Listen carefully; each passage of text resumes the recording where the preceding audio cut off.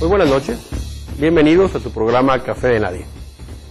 En esta ocasión tenemos la fortuna de tener como invitado especial al doctor Rogelio Ortega, politólogo, doctor en Ciencias Políticas, que está aquí con nosotros. Y bueno, como siempre nos acompañan Octavio Navarrete, Baltasar Hernández. Buenas noches, Enrique. Y un servidor, Enrique Caballero. El domingo tuvimos la oportunidad de tener un ejercicio democrático que en México es muy joven. En México desde 1994 empezaron los debates de los candidatos a la presidencia de la República. Y hemos tenido esa experiencia en 94, en 2000, en 2006 y ahora la volvemos a tener.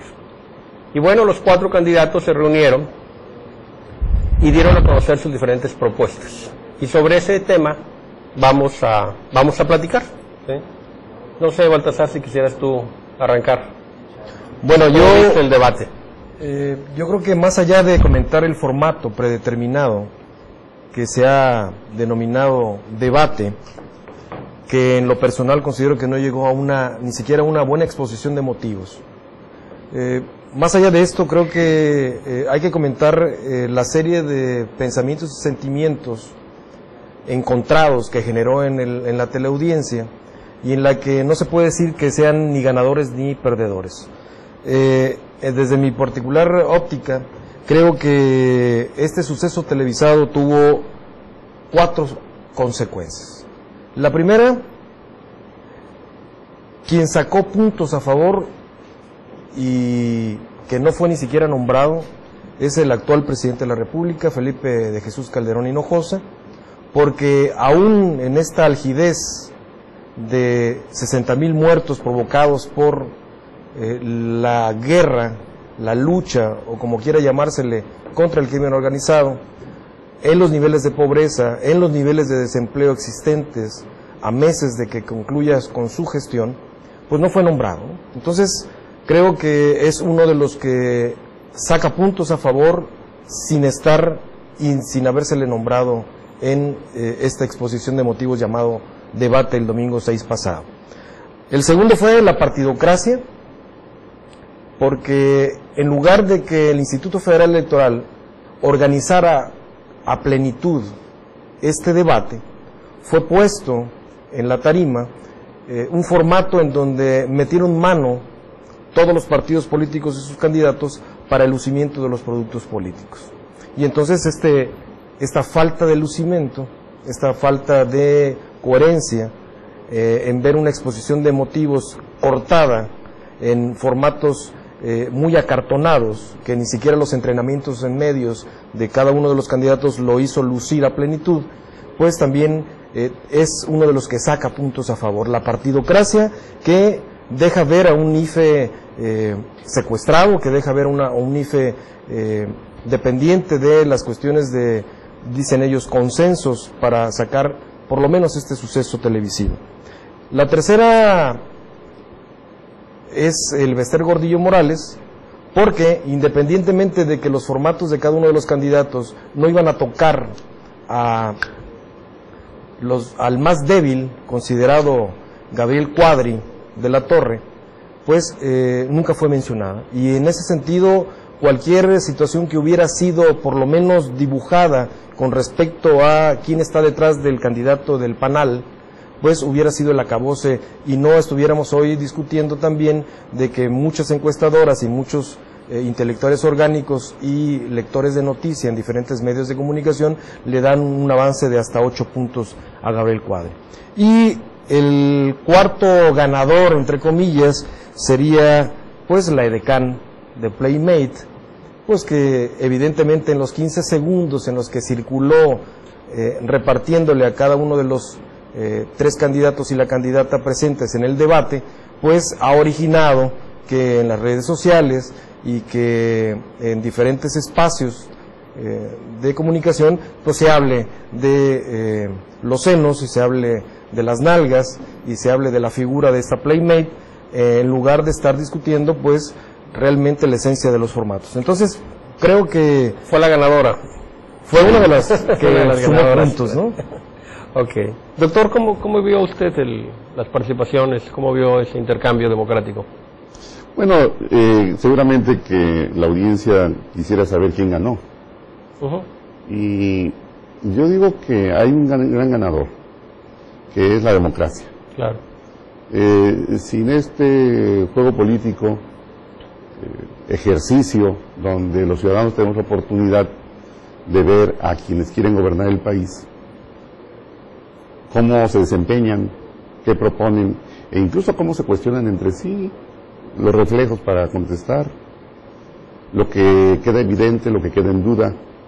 Entonces es un ejercicio democrático sumamente importante que tiende a consolidarse, como bien lo señalabas al inicio del programa, ya desde el 94 hasta la fecha, y se convierte entonces en términos políticos en uno de los acontecimientos más importantes de la política del país.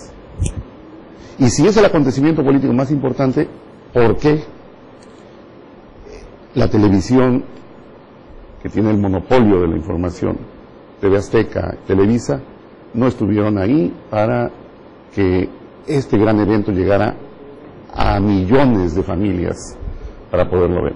Entonces es la gran preocupación que yo tengo, porque estamos hablando entonces de un monopolio de la información que se convierte en poder fáctico y que usufructúa un bien nacional, porque ellos tienen una concesión. Claro. Las ondas hertzianas, la imagen, se mueve con los satélites, que son propiedad de la nación, y el espacio aéreo, que es propiedad de la nación, y se les concesiona. Y ahí, por lo menos el argumento es que valió más la comercialización que el interés público. Creo que eso es gravísimo, y ahí sí me preocupa, porque habla de un Estado disminuido. Caso más grave, lo comentamos con algunos colegas, de que en vacaciones Azcárraga Allán se va a Valle de Bravo y ahí convoca a los políticos para que vayan a conocer la propuesta que él tiene para la ley Televisa. Entonces es bastante grave.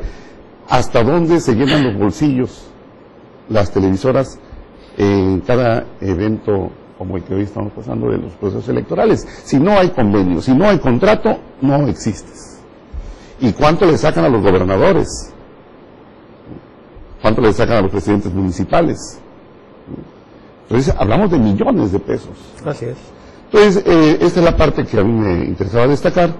Y por lo otro, ya en el plano del rendimiento y de las expectativas, creo que se esperaba mucho en Andrés Manuel, que era una gran oportunidad para que desplegara propuestas y que pudiera llegar a ese segmento que perdió después de las elecciones del 2006, recuperar e incluso ganar a otro segmento que todavía está indeciso en el voto. Y esto creo que solamente se gana con propuestas. ¿Por qué quedarte nada más en el rango de decir vamos a apoyar a los medianos y pequeños empresarios, si puede comprometer a grandes empresarios que son necesarios para crear empleo? Claro. Y que lo están apoyando algunos ahorita. Claro, ¿y por qué no le puede? ¿Qué le cuesta? Se va a enojar Noroña, ¿no? Si te enoja Noroña es un problema, porque claro, arma panchos. Sí, y entonces, pero el voto duro no creo que lo pierda. Lo tiene, todos ya tienen su voto duro. No creo que por algún resbalón eso vayan a perder el voto duro. Aquí lo que se está en juego ya es la franja, por cierto, muy pequeña, del voto indeciso, que con los debates es con que se puede ganar el poder. No es tan pequeña, doctor. Estamos hablando de un 25%. Estás hablando de un 25% de voto de indecisos y aparte un 25% de los que sí definen su voto, de voto volátil. Entonces, esto puede moverse en cualquier momento para cualquier lado. Sí, yo respeto mucho los sondeos y me guío por lo que mis profesores me enseñaron. Dicen, en realidad, desde 6 meses antes de una elección, la franja ya se convierte muy pequeña y hablan hasta de un 5% máximo de lo que se puede mover. Dice, ya el voto ya está anclado. Y yo he hecho algunos sondeos, unos ejercicios pues, de focus group y percibo esto. Pero bueno, también respeto esto, y si es un 25% con mayor razón, habría que preguntarse, sobre todo para los estrategas y para el próximo debate. ¿Qué es más significativo? ¿Ir al choque, a tirarle al puntero, como vimos en Josefina y Andrés Manuel, ignorar al que no tiene ninguna posibilidad de ganar, se fue limpio? Bastaba nada más con decir, usted se viene a presentar aquí como un candidato ciudadano, pero nada más dígame quién lo está financiando. Y es la política más cuestionada en el país, el Gordillo, y se fue limpio. Yo creo que a Josefina la vi mejor en el debate en las internas, muy ajustada al libreto, cuidadosa con quienes estaban, sobre todo Cordero, que estaba muy beligerante, no se movió de su libreto, la vi muy ágil, y ahora la vi titubeante, la vi insegura. Yo esperaba más de Josefina. Y de Peña, creo que la expectativa es que se podía derrumbar por esto de lo de Guadalajara, por decir, es que con que lo saquen de balance y ahí sí ya se le va a complicar a Peña. Y puede ser su error. Y por otro quizá también el temor de decir, ¿para qué te exponemos? No vayas con Aristegui, no vayas a donde te pueden cuestionar. Quizá por el temor de esa agilidad de reflejos, esa capacidad para responder. Pero estuvo en la medianía. Yo creo que no se derrumba Peña, que mantiene su voto duro. Quienes esperaban más seguramente decir, bueno, pues ya vimos que nuestro candidato no da para mucho, ¿no? Pero ahí estuvo. Y a Cuadri, insisto, lo dejaron solo, un profesor que da como una clase a sus alumnos de lo que él quisiera. Que anda en combi, ¿no? Lo que sueña. ¿Cómo dice Octavio? Para ti, ¿quién? Bueno, no quién ganó, quién perdió el debate. ¿Quién lo pierde? Pues yo pienso que todos estuvieron a la altura de las expectativas, es decir, nadie esperaba una brillantez que no hubo de ninguno. Digamos, Josefina Vázquez Mota se ve que iba preparada, le entró fuerte contra Peña, sin embargo su metralla se estrelló, es decir, el Golden Boy pudo eludir, yo digo que con discreción, con elegancia, con caballerosidad, los ataques. Y si algo demostró este debate es que precisamente Peña puede hilar más de 2 frases sin decir una tontería, que era la duda que teníamos muchos mexicanos. Dijo varias, Dijo varias, que rescato 2, los gazapos más grandes que dijo. Quiero ser clara en esto. Y ustedes también son corruptos. La confesión de parte, relevo de prueba. Son datos menores en cuanto a los enormes gazapos culturales que nos ha regalado para satisfacción del público en los últimos meses. Andrés Manuel López Obrador, doctrinario como siempre, metido a la doctrina, y pues uno se aburre un poco con ese tipo de discursos. Sin embargo, el discurso histórico de recordar a Santana, por ejemplo. Sin embargo, más allá de las diferencias sutiles, ya analizando más al fondo el asunto, fue el único candidato que empleó algunas palabras. Dijo honestidad, dijo sentimientos, dijo patria. Ya los candidatos en ninguna parte de México pronuncian la palabra patria, la palabra nación, la palabra austeridad republicana, la palabra revolucionario. Aquellos que estarían, los que son del Partido Revolucionario Institucional o del Partido de la Revolución Democrática, por decir algo, son palabras ausentes, ¿sí? Porque son palabras viejas, son palabras que no les recuerdan a ellos absolutamente nada. Esos vocablos me parece que son los vocablos que pueden levantar la voluntad de la gente, la voluntad de un pueblo, y los usó López Obrador, no sé si a propósito, yo se los he escuchado muchas veces, y creo que esa es una diferencia. Es decir, la política no es solo un juego frívolo, donde vas a sacar una tarjetita de una caja de zapatos, y viene el edecán y te la da y vas a responder. Ella ganó el debate, lo ganó el edecán, de calle. En el segundo bloque le vamos a dedicar unos minutos a, Entonces, a esta chica. Siento que todos fueron por algo y nadie se cayó en las expectativas. No se derrumbó Peña Nieto, López Obrador, el Universal, parece que le da un margen muy alto de haber ganado el Sí, debate, ahorita vamos a tocar pero los siento puntos. que no es tal, o sea, cada quien fue a lo que fue. Cuadri, pues,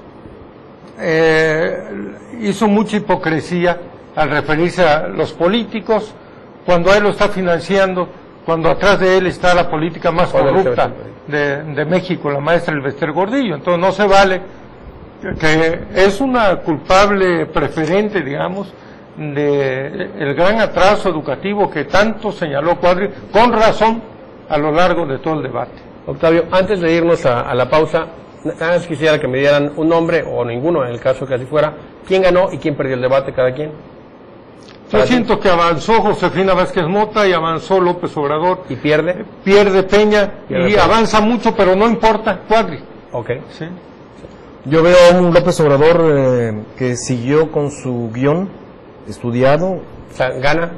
gana ¿López Obrador? López Obrador algunos puntos porcentuales. Creo que Peña Nieto no avanza ni retrocede, se queda estacionado. La que pierde obviamente es Josefina Vázquez Mota. Pierde Josefina. Y Cuadri pues gana por carambola 3 bandas. Doctor. Yo creo que avanza Andrés Manuel, que conserva su voto Josefina y que disminuye Peña. Sí. Y Cuadri, por supuesto, lo dejaron libre, pues avanza. Sí, claro. Sí, yo pienso que gana Josefina, gana Andrés Manuel, gana Cuadri definitivamente, porcentualmente es el que más gana, porque va a duplicar, y pierde definitivamente a Peña Nieto. Nos vamos a comercial, aleje las manos de ese control remoto, estamos aquí en Café de Nadie.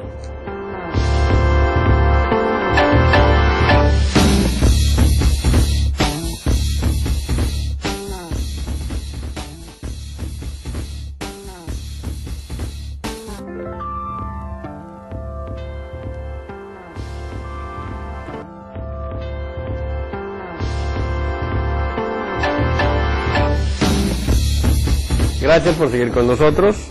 Seguimos aquí en su programa Café de Nadie. Bueno, antes del debate, empezó el predebate. Y el predebate empezó con algunas maniobras de distracción. Algunos tuiteros, periodistas, de los activistas de Enrique Aquino, empezaron a manejar la versión de que Andrés Lujambio había fallecido. Es para producir una distracción. Tuvo que salir Lujambio a decir que seguía vivo y coleando. Y finalmente también hubo algunos análisis, algunas encuestas. CNN hizo un sondeo y el 74% decía que era importante ver el debate y 53% decía que ellos pensaban que lo iba a ganar Josefina Vázquez Mota. Algo interesante, a Salinas Pliego se le dio una lección, porque él decía, yo voy a pasar, que vean el debate por Televisa, y dice, yo voy a pasar el fútbol. Finalmente atendió la recomendación y lo pasaron en el Canal 40, o sea, TV Azteca pasa el debate en el Canal 40. Pero la ciudadanía le dio una lección porque el debate tuvo mayor rating que el fútbol. El debate tuvo un rating de 25 puntos y el fútbol tuvo un rating como de 10. Lo que sí, que estuvimos casi empatados pues con Pequeños Gigantes. Pero creo que fue interesante. O sea, mucha gente sí lo vio. Es que la gente se confundió. Cuando vio Pequeños Gigantes pensó que se trataba del debate. Pensaba que era el debate. Pero no, y se es quedaron. otra cosa. Hay una caricatura, ya lo dije la otra vez, pero no la he podido transformar en un formato audio para que la vean, de los candidatos siendo niños, y está divertida. Después del debate, el postdebate, bueno, pues han empezado todos a trabajar, ¿verdad? A tratar de decir que cada quien ganó, y bueno, su exposición a medios ha sido lo más importante. Peña Nieto en la mañana del lunes tuvo 17 entrevistas, Josefina tuvo 9, Andrés Manuel tuvo 5, Cuadri tuvo como 4, ¿sí? Una en el Excelsior, donde incluso dice que él ve que se perfila Peña Nieto como presidente. Y aparte ataca a Josefina Vázquez Mota, entonces ya Cuadri pues está quitándose la máscara finalmente, ¿no? De hecho, desde anoche, o sea, decía algo López Obrador y criticaba el segundo piso de López Obrador, no criticaba el segundo piso de Peña Nieto, aunque fueran las medidas idénticas. La gasolina no, pues no se puede bajar la gasolina porque es populista. Es populista. Que le pregunte al señor que trae verdura a Acapulco de Puebla si es populista que le bajen el costo enorme que tiene trasladar las verduras y darnos las caras, porque pues es el principal costo de los insumos en México, es el transporte, es la gasolina. Sí, así es. El ferrocarril nunca llegó aquí a Guerrero. Lamentablemente. Yo creo que este ejercicio llamado debate, insisto, que es una exposición de motivos, permite muchas subjetividades. Quién ganó, quién perdió, quién le gustó más, pero más clara la situación es que el formato fue ideado por ellos mismos. Los candidatos y sus partidos amarraron el formato, tan es así que el acartonamiento a través de los tiros, como dicen los comunicólogos, los shots, eran inamovibles, ¿no? Entonces creo que estas subjetividades también nos dejan ver ciertos perdedores, y yo aquí quiero comentar tres. El primero, un perdedor es la democracia en lo horizontal. Hay una democracia procedimental, una democracia organizada por el Estado, cada vez menos ciudadanizada por parte del Instituto Federal Electoral, en la que el videns, la mercadotecnia, las propuestas sin fundamento, la exposición de 2 minutos que no alcanza para hablar siquiera de los ejes rectores de las plataformas de cada uno de los candidatos y llegar a presidente de la República, permiten ver a la sociedad una radiografía completa de esas plataformas de cada uno de ellos. El segundo perdedor, entre comillas también perdedor, es el secuestro del mundo simbólico de las ideas y sus orígenes.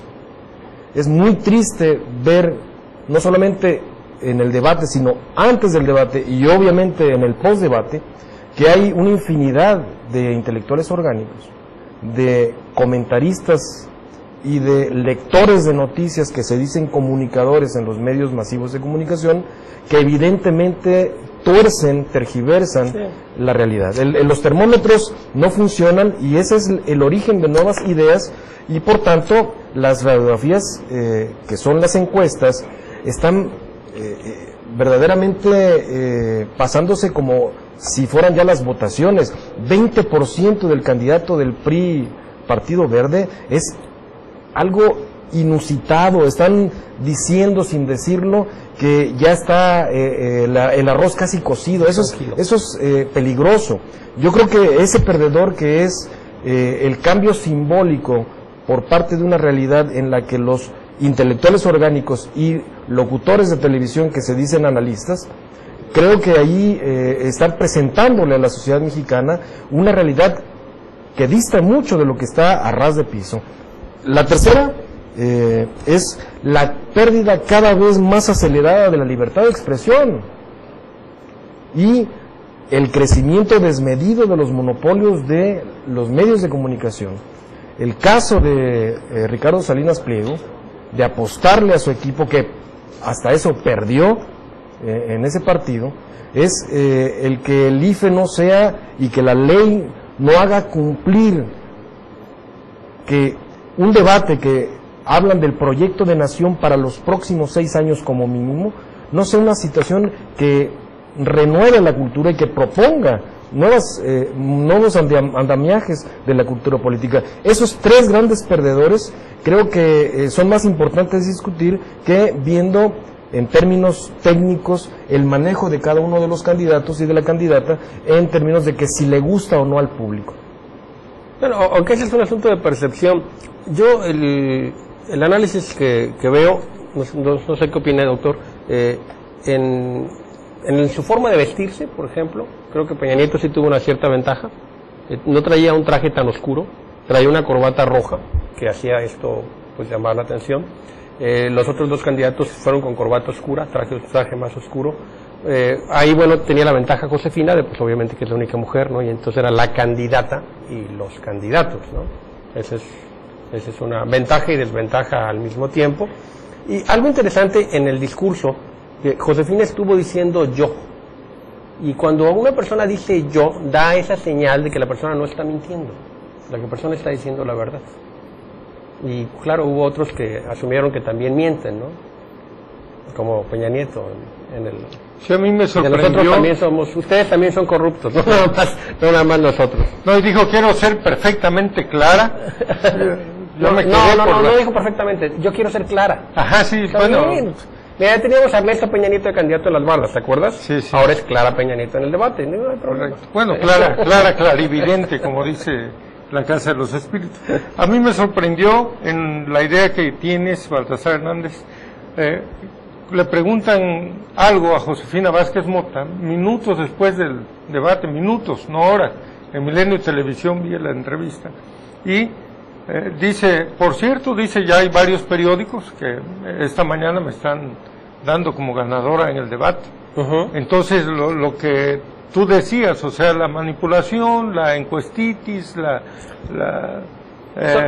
se refería a los sondeos, se refería a los sondeos. O sea, no había ningún periódico publicado, pero los sondeos que se hicieron inmediatos, sí hubo algunos que dieron ganadora a Josefina, Reforma la da ganadora, bueno, da ganadora a Cuadri en la calificación que hacen algunos expertos, después Josefina, después López Obrador y en el último Peña.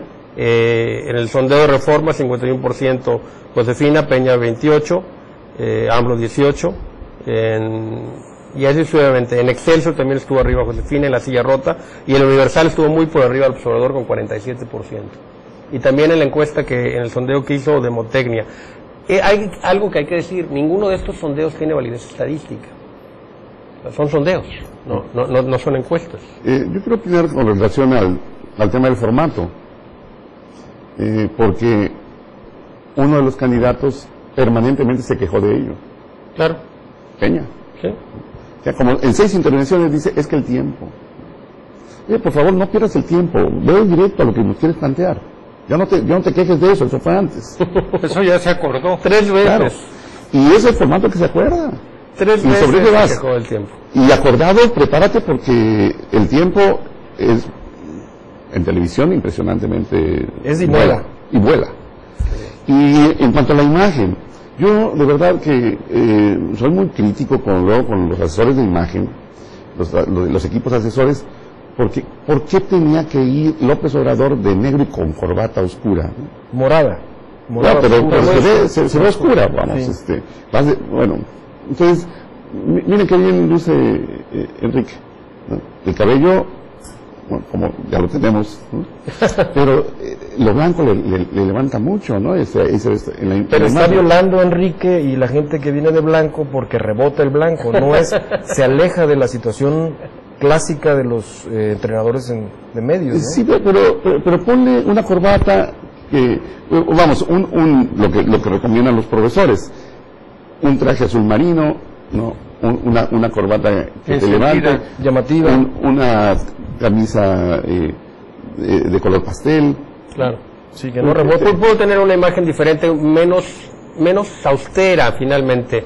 Y Cuadri, pues iba igual, y pues no se puede hacer mucho por él, doctor. Bueno, pues, Josefina pudo haber lucido mejor, Acuérdense de Patricia Mercado, claro, no es lo mismo. Más guapa. No, Patricia es una mujer más guapa, definitivamente. Y Peña la corbata sí le levanta. Sí, le levantaba. A propósito de mujeres guapas, vamos a ver algunas imágenes de quien muchos dicen que es la ganadora del debate. Si pudieras ayudar, producción, con las imágenes de la ganadora de ese debate. Y la mirada de Cuadri que se le deja ver ahí al glúteo derecho, ¿verdad? Está renunciando a la presidencia en ese momento. Algo que me llama la atención es que Peña Nieto no volteó a verla, Claro. No se distrae. No, y si no es... Muy disciplinado. O no son sus gustos. Es una democracia exuberante. Así es. Ay, a la mexicana, Lo que pasa es que esta chica fue Playmate. Ponemos las siguientes fotos, ahí se ve ya como Playmate, ¿verdad? Y bueno, es una mujer muy bella, definitivamente, que está trabajando como decán, y que a mí no me pareció ninguna falta de respeto que participara pues en el debate y que estuviera ahí presente. Por supuesto. Finalmente que no. está haciendo un trabajo, esta es su labor y punto, ¿no?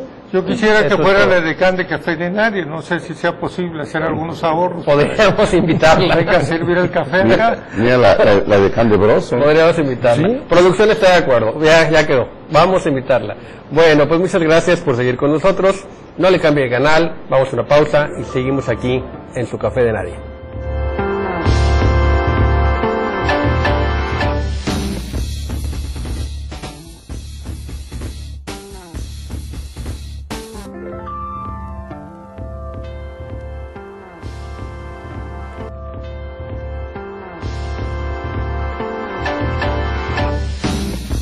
Gracias por seguir con nosotros. El día domingo hubo elecciones en Europa, en Francia y en Grecia. En Francia va a haber un nuevo presidente. Sarkozy pierde, gana François Hollande con el 51.7%, Sarkozy se queda con 48.3%, Mélenchon, que era la izquierda radical, apoya totalmente, ¿verdad?, a François Hollande. También contó con el voto de Chirac y de muchos moderados, y bueno, Le Pen, que podía haber hecho lo mismo, ¿verdad?, para apoyar hacia Sarkozy, no lo hizo, y un gran porcentaje de sus electores votó en blanco, y bueno, pues ahí está, eso es la derrota, ¿verdad? Muy interesante la elección, muy interesante el debate. No sé si tuvieron la oportunidad de verlo, pero el debate francés no tiene nada que ver con el debate rígido que se da aquí en México. Es un debate de intercambio de ideas, fluido, vital, casi como en Café de Nadie. Y la verdad que fue muy interesante, muy enriquecedor para mí el ver el debate francés y bueno, entender hasta donde pude entenderle, ¿verdad? Porque sí hablan demasiado rápido para mí y no tienen subtítulos ni en francés, pero muy interesante. Y bueno, ahí está el proceso. Y en Grecia también, en Grecia es algo preocupante, incluso los mercados bajaron, el lunes empezaron a bajar los mercados, empezó a bajar la bolsa europea e incluso la asiática, porque en Grecia ganan algunos de los partidos que no están de acuerdo con esos ajustes económicos que tienen que realizar de austeridad para poder salir adelante. E incluso algo novedoso, ¿verdad? Hay un escaño ganado por un miembro de un partido neonazi en Grecia. ¿Cómo ve el proceso electoral en Francia, doctor? Bueno, Francia es aleccionador, ¿no? Los grandes debates donde tuvimos oportunidad de ver nosotros que venimos de generaciones lejanas a Chirac y Mitterrand, esos debates eran...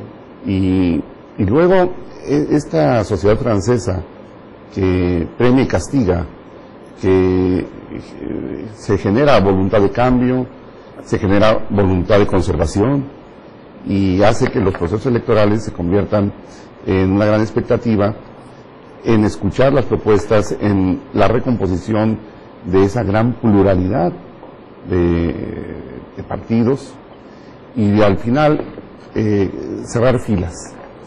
Yo me acuerdo hace 10 años, ¿no?, cuando Lionel Jospin no va a la segunda vuelta, queda en tercera posición, y entonces se tiene que resolver la elección entre Le Pen y Chirac. Y entonces, ¿qué responsabilidad le queda a la izquierda en ese momento? Y es un debate muy fuerte, y el liderazgo, la responsabilidad de Jospin cuando dice vamos a votar por Chirac, sí, para cerrarle el paso a la propuesta más conservadora, más de derecha, la ultraderecha. Y el electorado va y resuelve de esta forma, ¿no? De una forma generosa y una forma de que estás pensando en el proyecto con el que puedas tener más cercanía. Entonces es una lección de cultura política. Hoy en una situación de crisis económica, la Unión Europea se tambalea, está en el ojo del huracán y en la vista de todas las economías del mundo. ¿Qué va a pasar con el euro? ¿Qué va a pasar con ese gran proyecto del Tratado Maastricht? Y eso tiene que ver con los grandes liderazgos.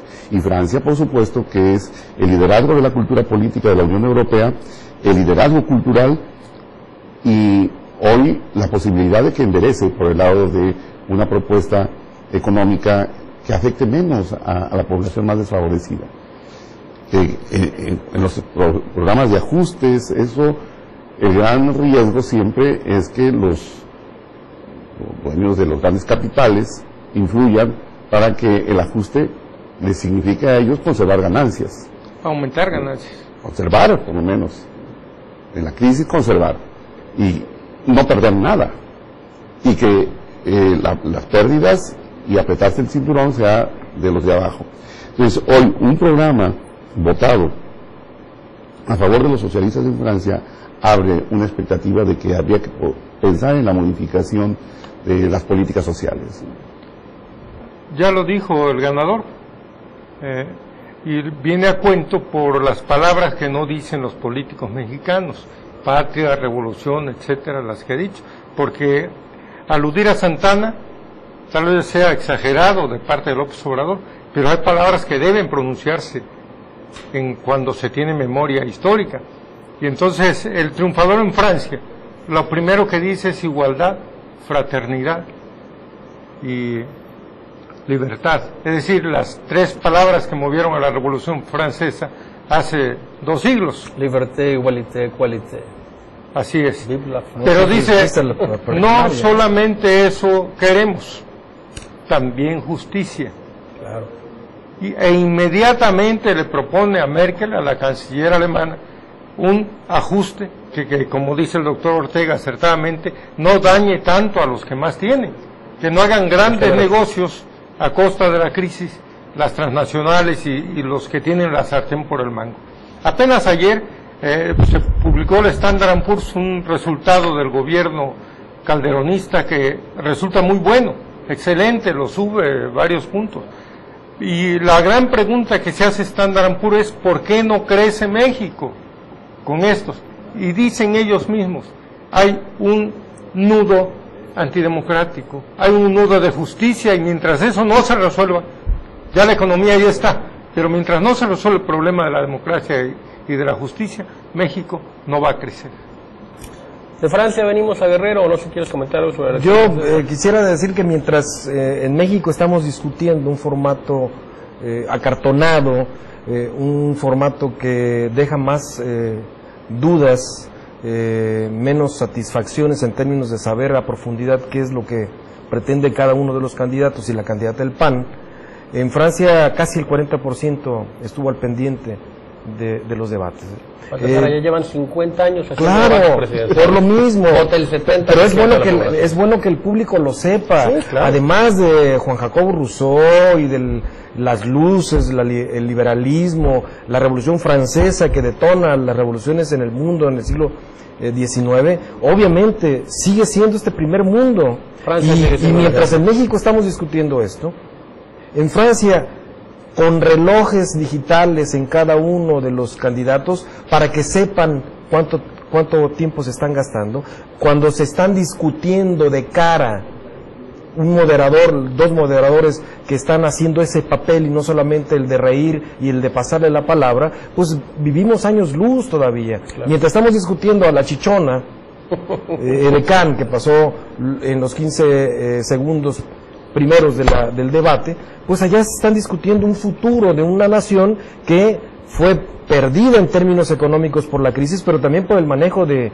Sarkozy, que también utilizó la mercadotecnia e incluso la figura de su esposa, la modelo, Carla Brunet, le sirvió en su momento. Hoy no. Hoy esa cultura política, esa madurez de la sociedad francesa hace elecciones de ese grado. De hecho, se rumora que ya viene el divorcio, por cierto.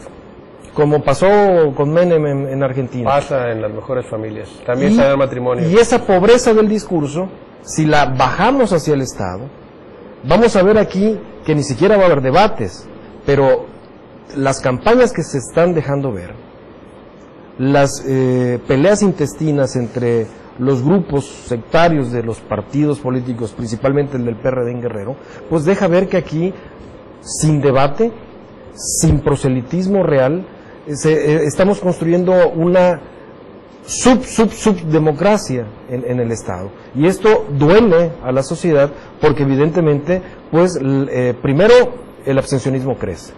Pero lo más importante es que la cultura política se estanca, y si no es que retrocede, porque es más importante estar viendo, analizando cuestiones de forma y no de fondo, diría Daniel Cosío Villegas. Entonces, en ese sentido, creo que esta situación de llegar a la esencia, a la propuesta y a las formas de hacer que las propuestas se hagan una situación sustentable, están muy alejadas de la realidad. Sobre Guerrero, Baltasar, tenías algunos comentarios sobre algunas declaraciones, si quieres comentarlo.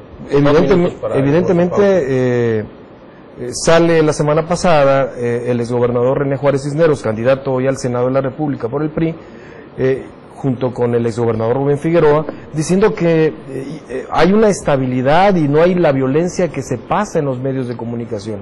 Tan es así que él dice durante mis giras proselitistas por todo el estado, no va acompañado de guaruras. Entonces, esto es grave, porque entonces estamos pintando, como él mismo lo dijo cuando era gobernador, que pues Guerrero no es Disneylandia, pero casi se parece con esas declaraciones, y son ofensivas, pues, son tan ofensivas porque en la sociedad todos los días estamos viendo un retrato violento, sangriento, en donde no hay ninguna familia que no tenga o que no haya tenido un contacto directo con alguna situación negativa con respecto a los cuadros de violencia. Entonces, que un político niegue esta situación y promueva para él participación obviando esta situación de violencia, pues es grave. La violencia existe, es una realidad, pero bueno, creo que pareciera que él está viviendo en otro mundo, ¿no? O tal vez será por el hecho de que ya son, como no hay contienda, no hay una contienda real, porque él ya es senador, el resultado que sea, difícil, ¿verdad?, que el PAN pudiera remontar y que tener un segundo lugar, entonces él ya es senador. Hay que ver el efecto Cuadri, minoría. El efecto Cuadri. Tiene razón, igual, y sube. Pero bueno, sí, yo creo que están en otro mundo. No le cambie de canal, siga con nosotros aquí en su programa Café de Nadie.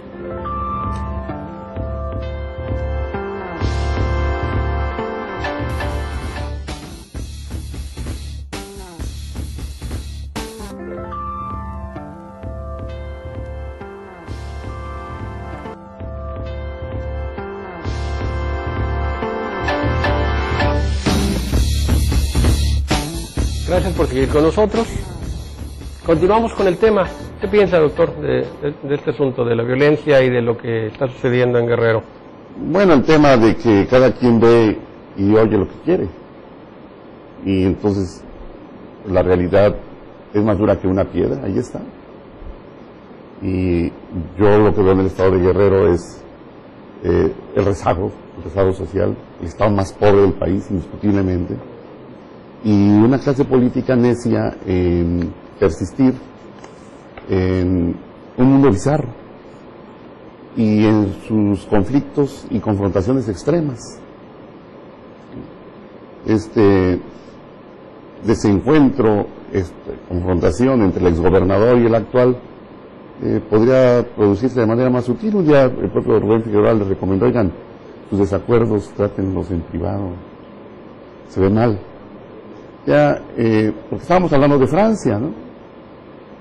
De una cultura política sumamente desarrollada, y poco hablamos de los Estados Unidos, pero en los Estados Unidos de verdad que es impresionante cómo las élites políticas se ponen de acuerdo, y en sus desacuerdos ahí están y los trabajan bien, y eso retribuye a favor de un país, a favor de un pueblo. Entonces yo creo que aquí una de las grandes desgracias de México es esta escisión y choque extremo entre las élites políticas. Y lo llevo a colación del tema del debate, por ejemplo, ¿no? Hay un sector de la sociedad que seguramente, y por eso creo que fue exitoso Cuadri, dice, ya soy harto de que me vengan a mí a decir todas sus cochinadas y que se peleen. Yo quiero escuchar qué propuestas tienen, y las hay. Y con inteligencia puedes perfectamente saber qué propone Peña, a qué grupos económicos, políticos, a qué proyecto de nación enfoca su esfuerzo, lo que propone Josefina y lo que propone Andrés Manuel. De verdad que hay temas como el que señala Navarrete Gorjón, que hoy pareciera que decirlos es motivo de arcaísmo. Cuando yo decía, ojalá Andrés Manuel entre diciendo un saludo, ¿no? A las televidentes, a los compatriotas, dirigirse con muchísimo respeto a quienes contienden con él, y luego decir, ganamos en Francia. La izquierda ganó en Francia, vamos bien. Somos la izquierda de Lula, somos la izquierda que ha sacado al Brasil del rezago, somos la izquierda de Felipe González, somos la izquierda que acaba de nacionalizar su petróleo en Argentina. Pero no, pareciera que no me hables de izquierda, porque entonces van a decir que eres Chávez y que eres un peligro para México. Y luego, decía hace rato Balta, y sacando a colación el tema de los intelectuales orgánicos, que los hay muchos, y qué bueno, pero el tema más grave es que dejan de ser intelectuales orgánicos cuando se convierten en mercenarios, que durante 6 años estuvieron atacando de manera reiterada a Andrés Manuel López Obrador, pagados. Entonces ahí ya no hay nada de intelectualidad, hay mercenarismo. Y una candidatura construida con la imagen de Televisa. No, y televisoras que siguen aparte utilizando sus espacios para en una forma de chantaje, incluso buscar acuerdos publicitarios. Claro, y si no, yo te golpeo. Ahí tienen lo que está haciendo Loret de Mola con el gobierno del Estado de Guerrero, me parece una canallada. Y te la conversación que se dio en el marco de la elección, 1 año y cacho después la sacan. Y miren lo que después dijo de la toma de posesión, vuelven a sacar la conversación de la senadora Corici, Dios mío. Sí, ¿eso qué quieren tiene que pues ver? el convenio. ¿Qué? Sí, quieren claro. el convenio, eso es todo. Y yo te redito entonces algo que ya pasó, que ya en su momento te lo presenté, te lo puse y que ya te evaluaron los ciudadanos. Y Porque lo más triste de esto es que vemos una Rosario Robles que aparece en Milenio, aparece en Telefórmula, de izquierda, ex jefa de gobierno, perredista, hoy con todo su corazoncito y todo su cuerpecito y toda su mente con Enrique Peña Nieto. En Guerrero, un diputado local, Francisco Torres, siempre en los últimos meses un gran cenopista de ese sector obrero popular casi desaparecido del PRI que volvieron a resucitar. Hoy ya no pertenece al PRI y hoy está en contra del PRI. Esos saltimbanquis, esos chapulines, esos trampolineros, esa situación de lo mercenario que dices, Rogelio, es el pan nuestro de cada día que quieren insertar como algo idóneo, como algo si fuera nuestro de cada día. Claro, ese pan se va a tomar como un ataque. Bueno, el bolillo y la telera, pero eso no es natural, es antinatura, es antipolítico, pero se quiere hacer pasar por estos intelectuales, por estos comunicadores que evidentemente buscan la ganancia.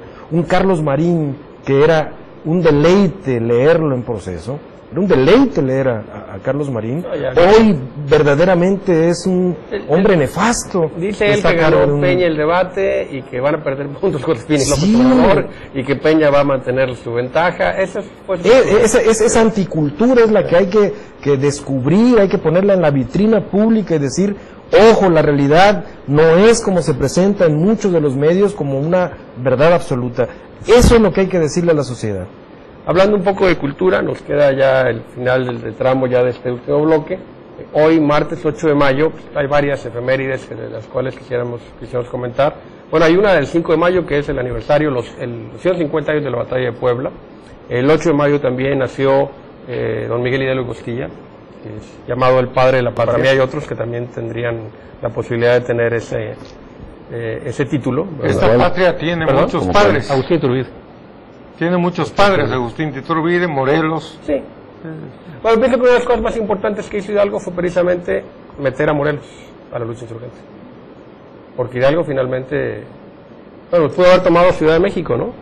Fracasó en todos sus empeños. Si lo hubiera tomado Ciudad de México, la revolución, la independencia hubiera sido de inmediato. Yo creo que el mérito de Hidalgo es haber tomado la decisión en el momento más difícil.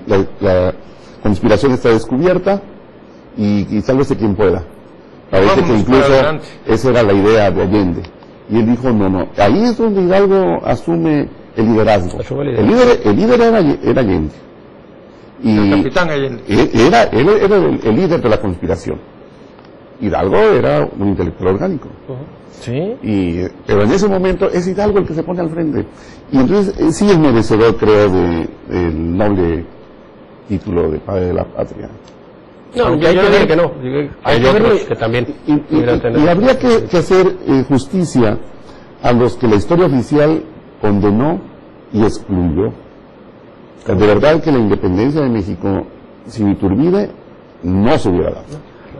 Y entonces es una injusticia, independientemente de... pero además incluso, en el plan de Iguala está perfectamente claro que se trataba de la independencia con un proyecto monárquico, No, Iturbide no engañó a nadie. No. Y nuestro gran guerrero lo aceptó así y lo firmó. La historia no de hubieras, y la historia es hecha por vencedores. Los vencedores escriben la historia. Y eso hubiera es como decir que en la revolución, cuando entra Villa y entra Zapata a la Ciudad de México y se sientan en la silla, sobre todo Francisco Villa se sienta en la silla presidencial en Palacio Nacional, no tuvieron la capacidad, el proyecto, el liderazgo para asumir en ese momento, y ahí se terminan ellos y dan paso después al grupo de Carranza. En este caso, si bien es cierto, Miguel Hidalgo hace las relaciones, amalgama a los revolucionarios independentistas en el siglo XIX, obviamente también Allende, pero sobre todo la ideología de Morelos, ¿no? Morelos se le cuece aparte, como decía mi abuela. Así era una estratega y bueno, él pues funda realmente la patria, ¿no? Sí, de hecho, Chilpancingo pues fue capital de la nación. Morelos es el que le da el proyecto, ¿no? Así es. a la insurgencia. Y no terminó, claro, el debate siguió, pero se puso de relieve un proyecto republicano y algo insólito. Lo conversábamos con algunos colegas sudamericanos que están interesados en venir a Guerrero el próximo año, que se cumple el bicentenario de los sentimientos de la nación. Dice, es insólito lo que hizo el gran Morelos, porque en plena guerra convoca un congreso ya prefigurando el modelo de nación y el equilibrio de los poderes. Así es. ¿No? Y este argumento que, por cierto, López Obrador lo citó, ¿no? Moderar la opulencia y la indigencia. Moderarla. Y ya está, bueno, y el tema de la esclavitud. Era un asunto muy fuerte, porque dice, yo puedo perder, un gran potentado de la época, puedo perder mi cosecha de tabaco. Si vienen estos revoltosos, toman la hacienda y la queman, pero que me digan que van a darle libertad a esos negros que yo me traje de África y que los compré, los había pagado, y que son los que aquí me sirven para que el próximo año me vuelvan a sembrar, ahí sí estás afectando mis intereses y eso no te lo permito. Y es lo que nunca le perdonaron a Guerrero, porque Morelos, y Hidalgo lo plantea, ¿no? Pero Morelos lo lleva a la práctica y le toca un tramo muy pequeño. Pero Guerrero, donde llegaba, libertos. Y por eso lo seguían mucho. Le pedimos a producción la música de una vez, nos quedan 2 minutos. Aunque pareciera esto historia, creo que sale a colación con respecto a los símbolos, la terminología que se usa en la política.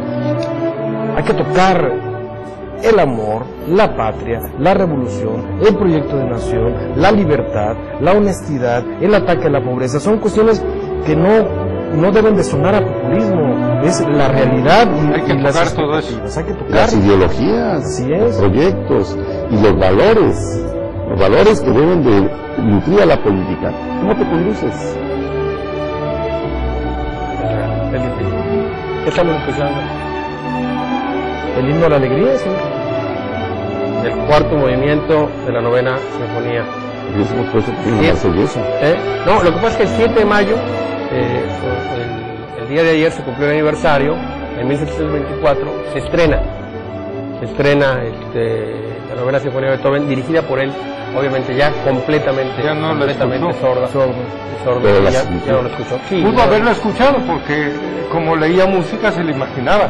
Claro. Pudo haberse le imaginado. Bueno, el sentido táctil percibe música, ¿no? Sí, no, claro, y él escuchaba la música en su cabeza, en el cuerpo se pueden oír, digamos, ¿no? Él dirige, y bueno, pues es una de las... Cuando se habla de música clásica, se piensa en Beethoven, y cuando se piensa en Beethoven, se piensa en la 9ª sinfonía. Y cuando se habla de debate, yo pienso en ese decán que debemos hacer un esfuerzo. Hay que tocar, así como hay que tocar los valores, hay que tocar... Cuando se habla de debate, viene a mi imagen Diego Fernández de Ceballos, en ese debate del 94. Y entonces pues, podríamos decir, quien gana el debate no necesariamente gana la elección. No, así es. Es una realidad, se puede ganar el debate y se puede perder la elección. Así es. Pues muchísimas gracias por habernos acompañado, doctor. ¿Sí? No, al contrario, un placer disfrutar y sus opiniones. gracias sobre todo a ustedes que nos permiten llegar a su casa todos los martes. Ha sido un placer estar por acá. Baltasar. Enrique, es un placer. Muchas gracias por todas las personas que nos hablan, que nos mandan por correo electrónico sus opiniones, sus críticas. Muchas gracias y estamos aquí en Café de Nadie. Doctor. Gracias, auditorio, gracias, doctor Rogelio Ortega, doctor y maestro nuestro, Enrique Caballero, gracias, Baltasar Hernández. Gracias. Pues muchas gracias por estar con ustedes, bueno, por estar todos aquí. Y el próximo martes, aquí estaremos como siempre en su programa Café de Nadie.